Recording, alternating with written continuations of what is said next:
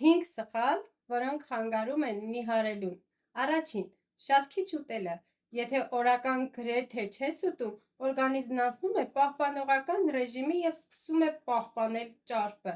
Լուծում՝ կեր փոքր չափաբաժիններով, բայց պարբերաբար։ Երկրորդ, ջուր չխմելը։ Շատերը կարծում են, ջուրը կապ չունի, բայց այն արագացնում է նյութափոխանակությունը և մաքրում է օրգանիզմը։ Խմիր առնվազն 2 լիտր ջուր օրական։ Երրորդ,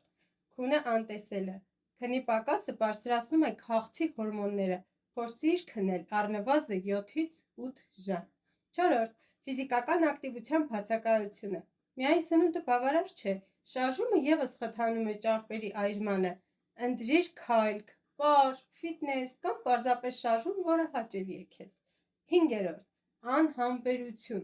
Շատերը ուզում են արդյունք մի քանի օրում։